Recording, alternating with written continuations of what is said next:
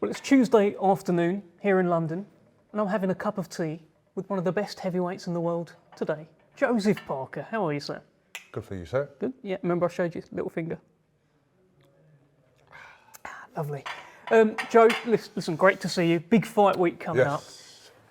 This camp, I mean, you've been training and training, but this time you've been training with knowing there's going to be a first bell, there's going to be a fella that you're going to be fighting. What difference has that made for you?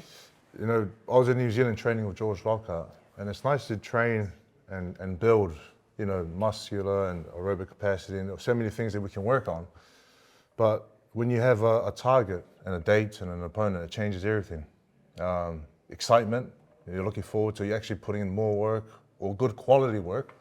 And I've been in Ireland for, say, 6-7 weeks training with Andy Lee, George Lockhart, been there with the team. And I'm excited. I'm very excited. I'm looking forward to this fight on the weekend. I'm looking forward to seeing what he brings, Fabio Wardley. And I would say him and his team, because he's got a team behind him and the game plan they're working on. So I'm looking forward to seeing what they bring and the challenges that they had me face, you know. What difference has it made knowing that it is him? He's a very unique kind of fighter.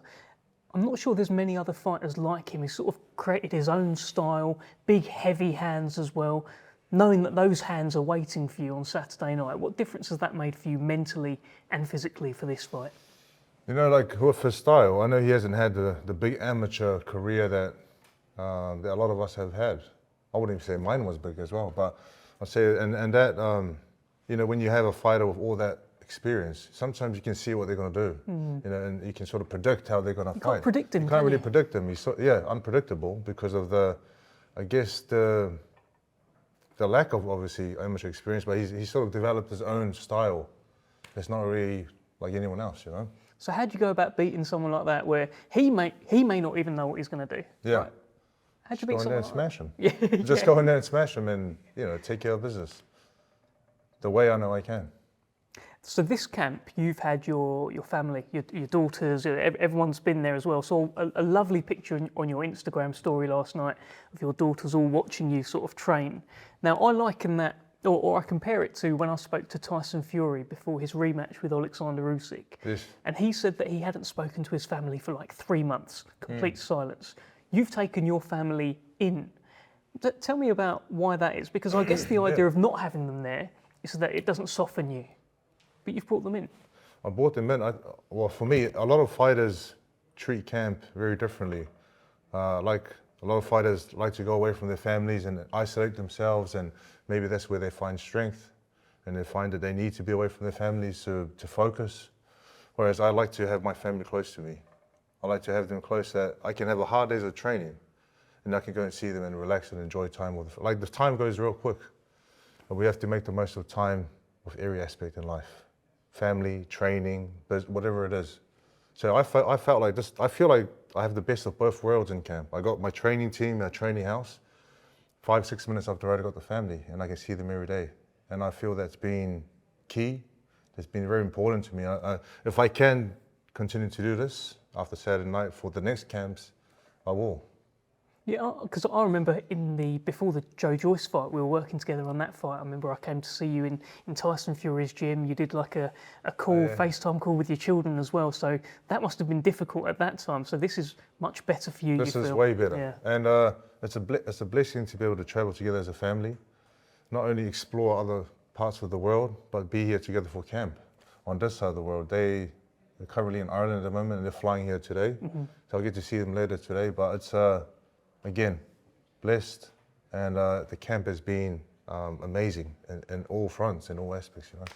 So Fabio Wardley made it very clear at the launch press conference that he is not a 30-stone Martin Bakole, he's not a 15-stone Deontay Wilder, and he's not a 40-plus in age Zhilei Zhang. What did you make of these comments? Did he say that? He said all of that. Smart man. Listen, he's comparing himself to the last 3 opponents I've had. And each fight and each opponent brings different challenges and different things to prepare for. So even though he's not a Zhang or a Bakole or a Wilder, he brings his own threat and his own challenges, but I'm ready for whatever he's going to bring. I know I am. How do you think he would have done against those opponents? Out of, not too sure. You know, it's hard to say. Listen, it's easy for me to say, you know, he'll lose to them. But you never know. Like, Fabio Wardley does bring challenges that could be, you know, in his favour against any of those fighters. At some point, the experience gap has to pay, right? It has to No, show it will up. pay. The experience gap in his career and my career, it will show. Is that the key then? You've just been doing it longer. Listen, it doesn't. Even if you've been in the game longer, it doesn't really mean that you're more experienced. But I feel like with all the fights that I've had, and the change in training, and enjoying my work, and I feel like I'm only coming into my prime now. I do feel like you know, having all that experience and then finding what works is going to be the big factor in this fight. He's never lost a fight. As a pro and as a white-collar fighter, the 4 that he had, he won all of them. So he doesn't know what it's like to taste defeat. He doesn't know. Is that an advantage or a disadvantage for Fabio Wardley? Depends how he takes it. I mean, as an undefeated fighter, you've got that sort of invincible attitude. Like, nothing's going to beat me, nothing's going to hurt me, I am the man. You know, I'm undefeated. But for someone who, like myself, who's had defeats in my career, I would see that as all learning, and it's gotten me to where I am today. Why do you think he struggled in his fight with Justice Hooney and the first fight with Fraser Clark? Listen, I wouldn't look too much into that last fight with Justice Hooney. I know he struggled against You must have been looking into it. Listen, I know he struggled with him, but I'm not going to just look at that last fight. I'm going to look at the last 3, 4, 5 fights. You know, sometimes a fighter can have a bad day in the office. Was that a bad day in the office, or was Justice Hooney just better than him at boxing? Who knows? Time will tell. The fight this weekend will tell. And you're expecting to smash him? I'm expecting to smash him and win, and then go home and go swim in my swimming pool. What did you make of Michael Offo's comments at the launch press conference, where he said that team is already 1-0 up because Dillian Whyte beat you? 1-0 up. Dillian Whyte, back in 2018, I'm a different fighter. Even if Fabio Wardley went to Dillian Whyte to get advice or to get some sort of confidence boost, he can't. It'll be a trap, because I'm a different fighter. I'm a different fighter. I'm a different person, and that old me is. If I look back at the person who fought before, like, what were you doing? To the fighter that I am now, and the way that I train, the way that I approach fights, the way that I live the life, just everything, you know? You're dangerous. I've said this to you before, you're dangerous because you've fallen in love with the process now. It's changed everything, right? Yeah, love the process, love training every day, love waking up, love eating, love the fasting, love everything about camp. What about Alexander Usyk then? Because you have spoken to him in the ring after he beat Daniel Dubois. You have made a music video with Shania Twain, which I loved, by the way. It's fantastic. But these things haven't worked in terms of securing a fight with Alexander Usyk. Will a stunning knockout win over Fabio Wardley secure you a fight with Alexander Usyk? A stunning win or a great performance or just winning the fight doesn't secure anyone a fight with Alexander Usyk. It's really up to Alexander Usyk what he's going to do. And I guess if the WBO mandates it, then I guess there's a different story. Or if he gets stripped or whatever, if he's forced to take the fight. But, you know, Usyk is there, and that's who everyone wants to fight. But for now, I don't even want to think about him. Let me ask you one more on him, though. If you were him, would you fight Joseph Parker? If I was him, I listen, that's different, because I want to fight everyone. It doesn't matter who they are. I just want to fight the top fighters in the world. And listen, Usyk he's proven. Unified undisputed in the cruiserweight, did the same in heavyweight. He's fought all the top fighters in heavyweight, but I would love the opportunity to fight him if I can get through Fabio Wardley, or when I do get through Fabio Wardley. So I don't think you answered me though, whether or not you'd take it if you were him. If I was him, not sure. Probably not, because do I fight Joseph Parker, who's a dangerous fighter, and get this much money, or do I fight someone else and get this much money, you know?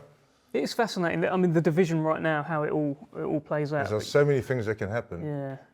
But the only thing that matters now to me is this guy in front of me. Controlling the controllables, the story of Joseph Parker. That's what I can control, going out there on fight night and just... You're scaring me. Oh, Jesus. Listen, one final thing. It is called All or Nothing. For me, it feels more like it's all or nothing for you Yeah, than it probably. is for him. Mm. You agree? Yeah. I feel like if he loses, If he loses, he can climb back. That's what and they'll come say. back. You know. If I lose, then it's a different ball game altogether. You know, I've already. If you go down the ladder, then you have to try and climb. I don't even know if I have that many years left to climb back again. So for me, this is it. This is the fight. This is a must. And I will. this is what they'll say, Joe. If you do fall off the ladder, they'll say, that's 4 losses now. Too far now. Too far. He's done. With Fabio, they'll say, he's 30, he'll come again. He's done so well to get this far. But it's a different kind of pressure on you compared to, like, I've heard you talk about the Wilder fight. Wilder fight, you could go in there, you could have fun because it was all on him. Yeah. But listen, I'm a realist though. Like, I know I need to win this fight. Say you lose a fight, I don't even care about what people say because you know what? Their opinions mean nothing. What matters is what you believe in and what you know you can do. So even if you lost a fight, like look at Chisora, how many fights has he lost?